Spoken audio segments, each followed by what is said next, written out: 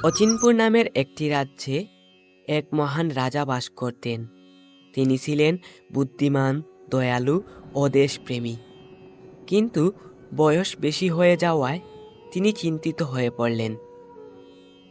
আমার তো বয়স হয়ে গেল, আমার এই পানের রাজ্য কার হাতে যে তুলে দেই? আমার 3 ছেলের মধ্যে কে হবে পরবর্তী রাজা?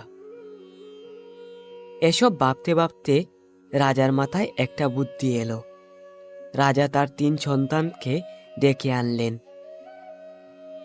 তোমাদের সবার জন্য একটি পরীক্ষা আছে। যে সবচেয়ে বুদ্ধিমান ও বিচক্ষণ প্রমাণিত হবে, সিংহাসন তারই হবে।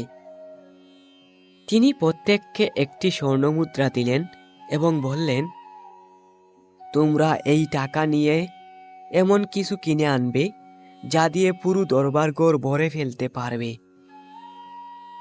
3 ছেলে বাবার কথা শুনে বাজারে চলে গেল এবং বাজার থেকে ফিরে আসলেন।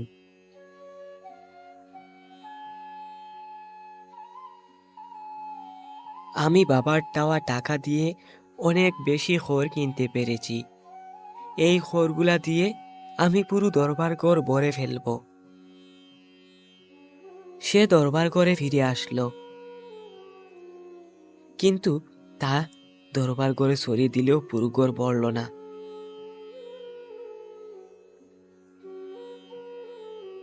আমি বাবার দেওয়া স্বর্ণমুদ্রা দিয়ে অনেকগুলো তুলো কিনে আনলাম।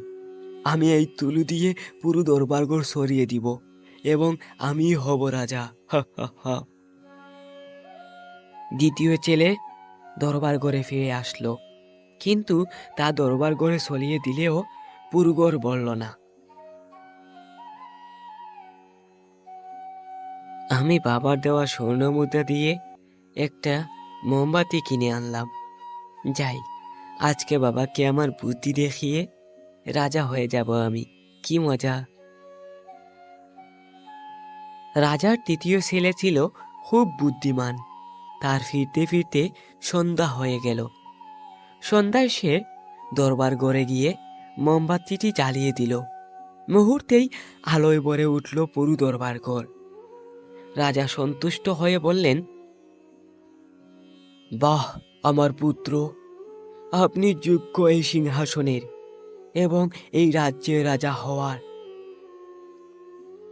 আমার প্রিয় পুত্র, আলোই হলো জ্ঞানের প্রতীক। যে জ্ঞান দিয়ে অন্ধকার দূর করতে পারে, সেই প্রকৃত রাজা হওয়ার যোগ্য। এরপর তিনি তৃতীয় ছেলেকে সিংহাসনে বসালেন এবং রাজ্যের ভবিষ্যৎ তার হাতে তুলে দিলেন।